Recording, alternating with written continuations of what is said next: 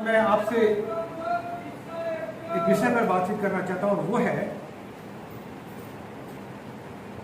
देरी या इनकार, डिले और डिनाई। देरी और इनकार, इन दोनों चीजों में अंतर है। देरी और इनकार में दोनों में अंतर है। आइए हम परमेश्वर के वचन को पढ़ेंगे और परमेश्वर के वचन को पढ़ने के लिए हम निकालेंगे मत्ती रसूल 4 उसका 7 अध्याय और 7 पद से लेकर के 12 पद तक। मांगो तो तुम्हें दिया जाएगा, ढूंढोगे तो तुम पाओगे, खटखटाओ तो तुम्हारे लिए खोला जाएगा। क्योंकि जो कोई मांगता है उसे मिलता है, और जो ढूंढता है वह पाता है, और जो खटखटाता है उसके लिए खोला जाएगा।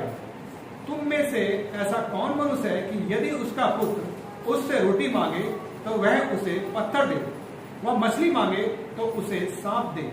तो जब तुम बुरे होकर अपने बच्चों को अच्छी वस्तु देना जानते हो तो तुम्हारा स्वर्गीय पिता अपने मांगने वालों को अच्छी वस्तु क्यों ना देगा।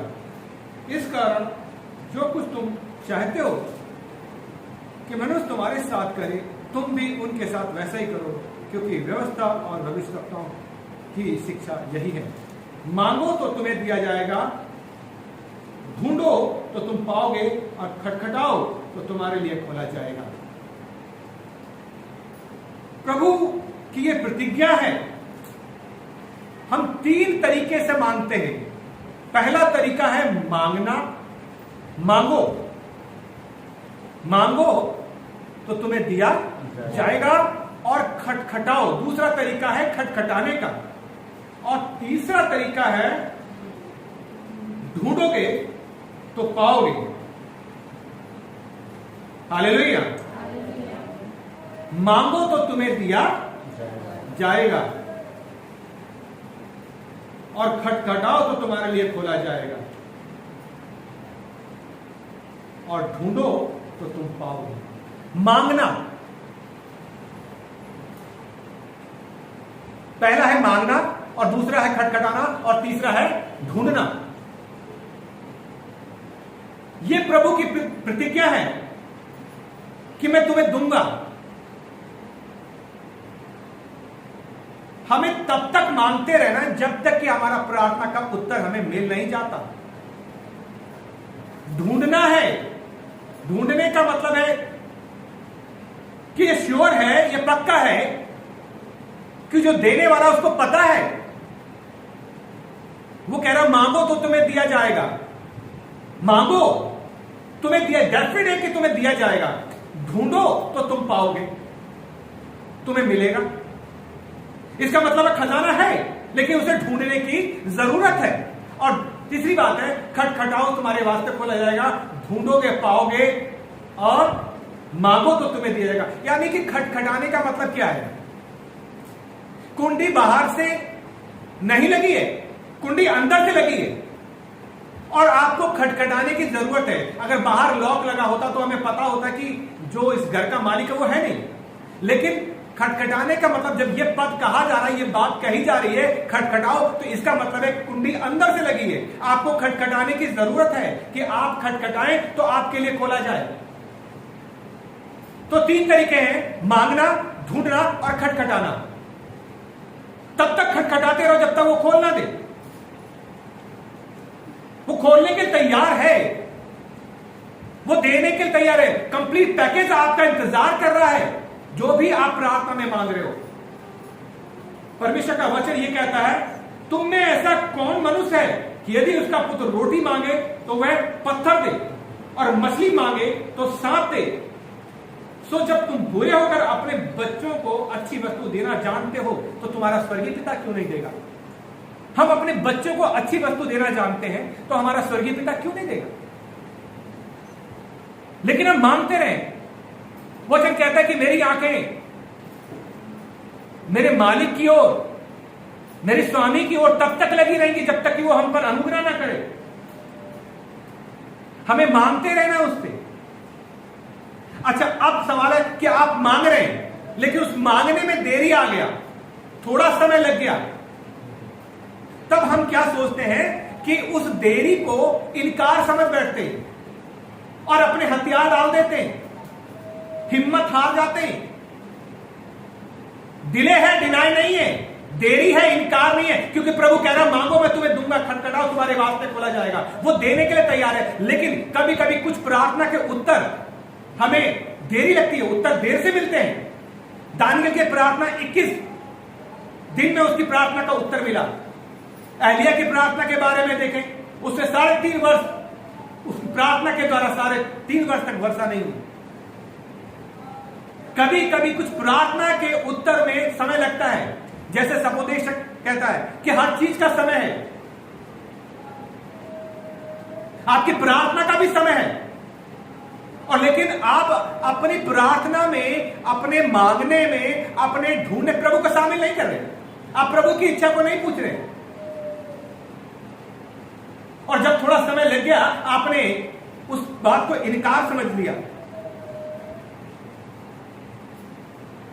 देखिए, हम पढ़ेंगे दानियल की किताब,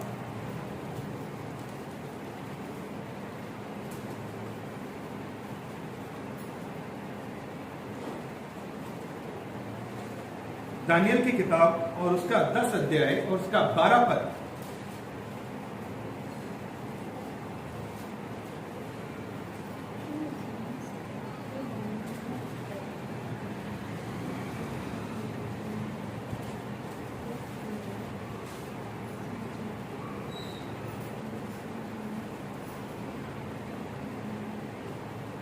फिर उसने मुझसे कहा, हे दानियल मत डर, क्योंकि पहले ही दिन को जब तूने समझने बूझने के लिए मन लगाया और अपने परमेश्वर के सामने अपने को दीन किया, उस दिन तेरा वचन सुने गए और मैं तेरे वचन के कारण आ गया हूं। जब तूने समझने बूझने के लिए मन लगाया, परमेश्वर का दूत कह रहा है, जो उसकी प्रार्थना का उत्तर लेकर के आया, वो कहता है कि जब तूने कई बार हम समझने बूझने, परमेश्वर की इच्छा को, परमेश्वर की योजना को समझने बूझने के लिए मन नहीं लगाते, उसे जानने की कोशिश नहीं करते। लेकिन दानियल ने जिस मन को लगाया, तो दूत बता रहा है कि तूने समझने बूझने के लिए मन लगाया और अपने परमेश्वर के सामने अपने आप को दीन किया। जब आप परमेश्वर के सामने दीन होकर के प्रार्थना करते हैं, मांगते हैं, ढूंढते हैं, खटखटाते हैं और उसकी योजना को, उसकी इच्छा को जानने के लिए, समझने बूझने के लिए मन लगाते हैं और दीन होकर के जब ये प्रार्थना करते हैं, परमेश्वर सुनता है। सो दानियल की प्रार्थना का उत्तर जो परमेश्वर का दूत लेकर के आया, वो क्या कहता है यहां पर कि फिर उसने मुझसे कहा, हे दानियल मत डर, क्योंकि पहले ही दिन को जब तूने समझने बूझने के लिए मन लगाया और अपने परमेश्वर के सामने अपने को दीन किया, उसी दिन तेरे वचन सुने गए और मैं तेरे वचन के कारण आ गया हूं। फारस के राज्य का प्रधान 21 दिन तक मेरा सामना किया रहा, परंतु मिकाएल जो मुख्य प्रधानों में से एक है, वह मेरी सहायता के लिए आया। इसलिए मैं फारस के राजाओं के पास रहा और अब मैं तुझे समझाने आया हूं कि अंत के दिनों में तेरे लोगों की क्या दशा होगी, क्योंकि जो दर्शन तूने देखा है वह कुछ दिनों के बाद पूरा होगा। हालेलुया। 21 दिन के बाद दानियल की प्रार्थना का उत्तर मिला। 21 दिन के बाद यह वचन इस बात को बताता है कि उसकी प्रार्थना का उत्तर 21 दिन के बाद मिला। और वो कह रहा, फारस के राज्य का प्रधान 21 दिन तक मेरा सामना किया रहा। जब आप परमेश्वर के पीछे चलते हैं, आप प्रार्थना करते हैं, मांगते हैं, खटखटाते हैं, ढूंढते हैं, जब कभी इसमें देरी होती है तो हमें उस देरी को इनकार में समझना नहीं चाहिए। डिले है लेकिन डिनाई नहीं है, देरी है इनकार, क्योंकि प्रभु कहता मांगो तो तुम्हें दिया जाएगा। देखिए, जब दानियल का उत्तर 21 दिन में लिखा और फारस का प्रधान अर्थात उधर का शैतान जो उसकी रास्ते में रुकावट डाला रहा, मिकाएल ने मदद किया और वो दूत दानियल की प्रार्थना का उत्तर लेकर के आया। देखिए, इफिसियों और उसका 6 अध्याय और 12 पद में इस प्रकार लिखा है, हमारा मलयुद्ध लहू और मांस से नहीं है, परंतु प्रधानों से और अधिकारियों और इस संसार के अंधकार के हाकिमों से और उस दुष्टता की आत्मिक सेनाओं से है जो आकाश में है। कई बार हमारी प्रार्थना में रुकावटें आती हैं, शैतान विघ्न डालता है और बाधाएं आती हैं, लेकिन इसका मतलब यह नहीं है कि आपकी प्रार्थना नहीं सुनी जाएगी, क्योंकि यह प्रभु का वादा है, यह प्रभु की प्रॉमिस है, यह प्रभु की प्रतिज्ञा है कि वो कहता है मांगो तो तुम्हें दिया जाएगा, खटखटाओगे तो तुम्हारे वास्ते खोला जाएगा, ढूंढोगे तो तुम पाओगे। यह परमेश्वर कह रहा मैं दूंगा, तुम्हें काम करना है, खटखटाते रहना है, ढूंढते रहना है, मांगते रहना है। हालेलुया। लेकिन जब देरी आ गई हमने हिम्मत हार दिया। आपको मालूम है यूसुफ को यूसुफ के भाइयों ने भेज दिया, उसे खड्डे में डाल दिया गया, उसे जेल में डाल दिया गया, लेकिन परमेश्वर उसे प्रधान बनाना चाहता था, उसको ऊंचा उठाना चाहता था, लेकिन वो इन सब मंजरों से होकर के गुजरा। दानियल के साथ क्या हुआ, इनके मित्रों के साथ क्या हुआ, इन्हें शेरों की मान में डाल दिया गया, इन्हें दहकते आग के भट्टे में डाल दिया गया। प्रभु वहां पे था, वहां मौजूद। परमेश्वर हमारी प्रार्थना को सुनता है। कई बार हम इन प्रोसेस से होकर के जाते हैं, तब हम अपनी हिम्मत हार लेते हैं और हम कई बार यह सोचते हैं कि शायद प्रभु ने हमारा इनकार कर दिया और अपने प्यार को हम डाल देते हैं। हम इस बात पर विश्वास नहीं करते कि प्रभु की प्रतिज्ञा है, खटखटाने की जरूरत है, वो खोलने के लिए तैयार है, और हम सोचते हैं कि हमारी प्रार्थना का उत्तर नहीं मिला। मुझे अय्यूब की बात बहुत अच्छी लगती है और समझने के लिए देखिए, अय्यूब और उसका 3 अध्याय और उसके 2-3 पद में पढ़ना चाहूंगा। पहला, दूसरा और कुछ 4 पद तक। इसके बाद अय्यूब मुंह खोलकर अपने जन्मदिन को धिक्कारने और कहने लगा, वह दिन जल जाए जिसमें मैं उत्पन्न हुआ, वह रात जिसमें कहा गया कि बेटे का गर्भ रहा, वह दिन अंधियारा हो जाए, ऊपर से ईश्वर उसकी स्तुति ना ले और ना उसमें प्रकाश होए। 11वें पद में कहता है, मैं गर्भ में क्यों ना मर गया, पेट से निकलते ही मेरा प्राण क्यों ना छूटा, मैं घुटनों पर क्यों लिया गया, मैं छातियों को क्यों पीने पाया।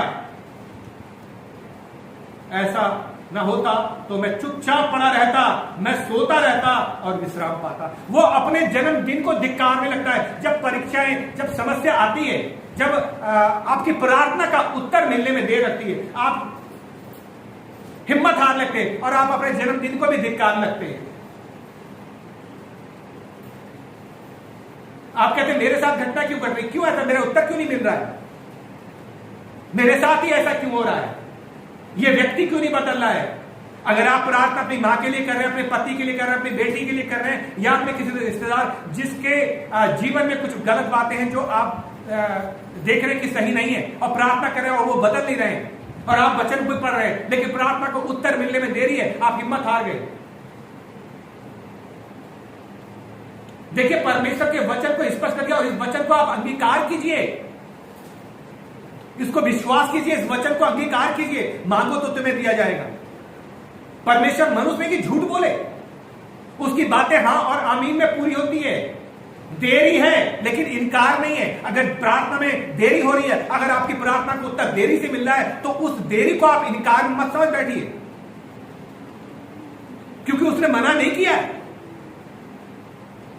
कई बार आप उस देरी को सोचते हैं कि मेरी प्रार्थना का उत्तर नहीं है। हो सकता है आप उन प्रार्थनाओं में कई परीक्षा से होकर गुजरे, जैसे अय्यूब, जैसे यूसुफ, जैसे बाइबल में बहुत से लोग हैं, चाहे फिर वो दाऊद हो। देखिए, जब हम इस प्रोसेस से होकर कई समस्या का सामना करना, जैसे अब हम दानियल के बारे में पढ़ रहे कि शैतान उसके रास्ते को रोका रहा, उसके प्रार्थना का तो उत्तर मिल गया था, लेकिन उत्तर उसे, उसकी प्रार्थना तो सुन ली गई थी, लेकिन उसका जवाब उसे 21 दिन के बाद मिला। मैं एक लेडीज के बारे में जानता हूं, वो एक बड़ी संस्था की महान लेडी है, और उसने 21 साल एक व्यक्ति के लिए प्रार्थना की, 21वां साल, और 21 साल के बाद वो व्यक्ति प्रभु में आया और वो एक महान संस्था का डायरेक्टर है इस समय। मित्रों, कभी कभी प्रार्थना का उत्तर देरी से मिलता है, इसका मतलब ये नहीं है, देखिए हर चीज का समय सहोदय से कह रहा है, जीने का समय, जन्म का समय, मरण का समय, हर एक चीज का समय है। आपकी प्रार्थना का उत्तर मिलने का भी समय है, वो देगा परमेश्वर। आप हिम्मत मत हारिए, आप डटे रहिए, क्योंकि प्रभु वचन, प्रभु प्रतिज्ञा है। वो कहता मांगो मैं तुम्हें दूंगा, ढूंढोगे तुम पाओगे, खजाना है। इसका मतलब है कंप्लीट पैकेज तैयार किया गया, जिसमें सिर्फ आप ही का नाम मिला, जो सिर्फ आप ही को मिलेगा। आपका ऐसा नहीं कि आपका हिस्सा कोई और लेकर के जाएगा। आपकी प्रार्थना को उत्तर परमेश्वर आपको देगा, लेकिन घुटनों पे डटे रहो, प्रार्थना करते रहो, हिम्मत मत हारो। वो जिंदा खुदा है, वो जिंदा परमेश्वर है। मैं और आप हिम्मत हार लगते हैं। देखिए, मैं एक बात मुझे कहने दीजिए कि शैतान कंटिन्यू काम करता है, वो लगातार काम करता रहता है। वचन कहता है कि वो इस बात की खोज में रहता है कि कब किसको फाड़ खाए। लेकिन मैं और आप, अगर हमारी प्रार्थना का उत्तर में देरी होती है, हम प्रार्थना करना बंद कर देते हैं, हम वचन पढ़ना बंद करते हैं, हम चर्च आना बंद कर देते हैं, हम परमेश्वर से बातचीत करना बंद कर देते हैं और अपने हथियारों को डाल देते हैं। लेकिन शैतान लगातार काम कर रहा है। मैं एक बात आपको बताऊं, और वो ये है कि देखिए, शैतान अपने काम में, बहुत ध्यान से समझने वाली बात है ये, कि शैतान अपने काम में, अपने वादे का पक्का है। वो अपने काम में जो वो करता है, उस काम में वो लगातार काम कर रहा है।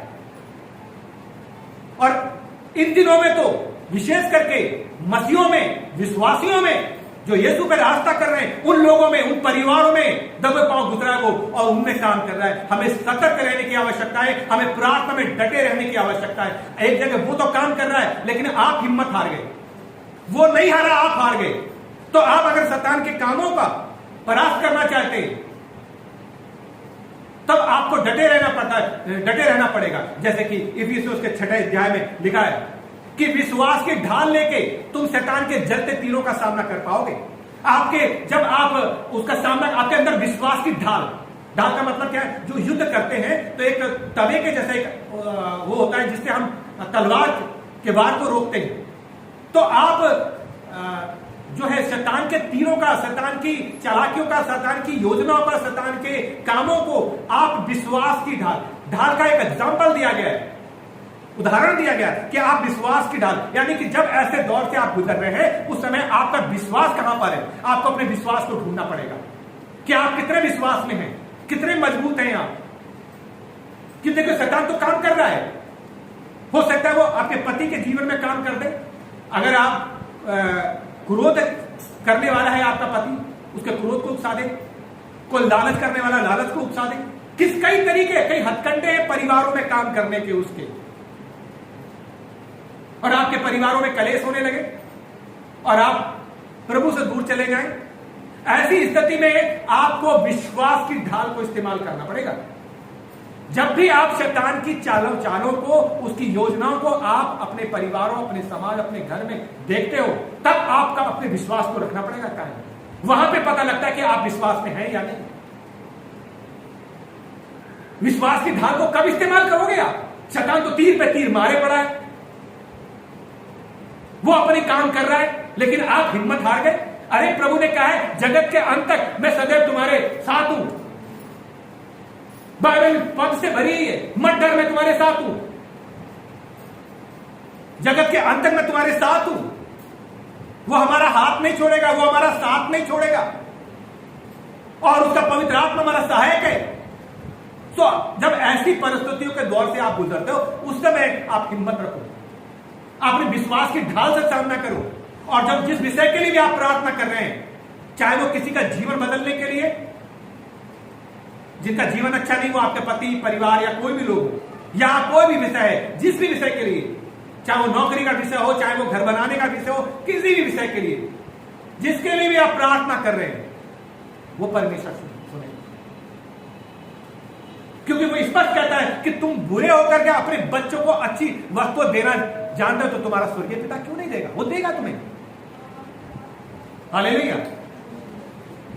लेकिन ऐसी परिस्थिति में शैतान तो लगातार काम कर रहा है, लेकिन आप कितना, आप जैसे वो काम कर रहा है, आपको भी चाहिए कि आप हार्ड वर्क करें, आप ज्यादा से ज्यादा प्रार्थना में समय बिताएं, ज्यादा से वचन पढ़ने में समय बिताएं, और प्रभु की निकटता में समय बिताएं। तब आप उसके जलते तीरों को बुझा पाएंगे और आपके प्रार्थना का उत्तर।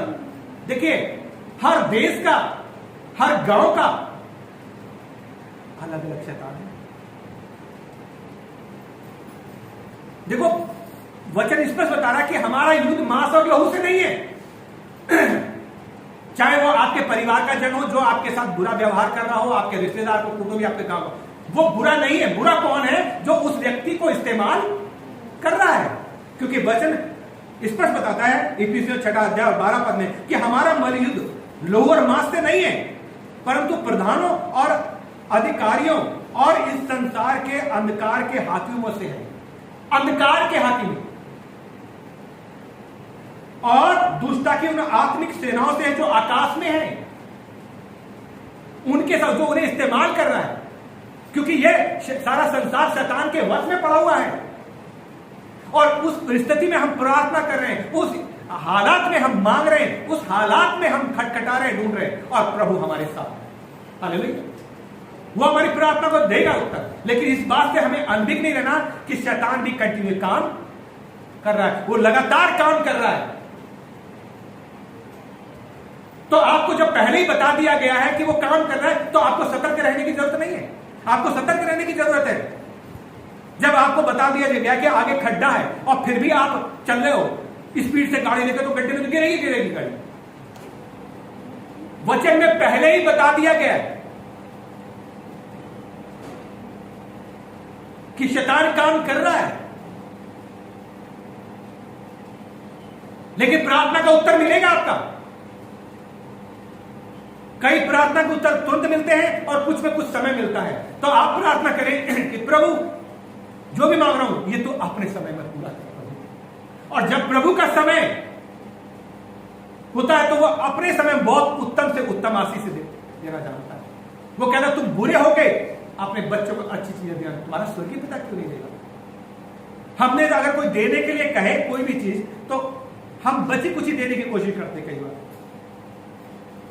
लेकिन प्रभु हमें बची कुछ ही नहीं, फ्रेश ताजी आशीष, प्रतिदिन ताजा मन्ना खिलाने वाला हमारा परमेश्वर है। उसकी दया प्रतिदिन नहीं होती है। हालेलुया। इसलिए हमें लगातार प्रभु में बढ़ते रहना है। तो जब आपकी प्रार्थना का उत्तर में अगर देरी है, तो उस देरी को आप इनकार मत समझिए, क्योंकि इनकार नहीं किया गया है। देरी है लेकिन इनकार नहीं है, डिले है, डिनाई नहीं है। अब्राहम कितने साल का? अब्राहम को जब 100 साल का हुआ, परमेश्वर ने प्रतिज्ञा कर दी कि मैं तुझे एक पुत्र दूंगा। और जब अब्राहम 100 वर्ष का हुआ तो उसे बेटा हुआ। लेकिन ये सब लोग अब्राहम से जब परमेश्वर ने कहा कि वो देश जो तुझे देने पर हूं, अपना कुटुंब अपना घराना छोड़ मेरे पीछे उस और चला जा, तो उसने कोई सवाल जवाब नहीं किया, वो परमेश्वर के साथ चलता रहा। 100 वर्ष में उसकी प्रार्थना का उत्तर मिला है। हालेलुया। परमेश्वर ने अपने समय में,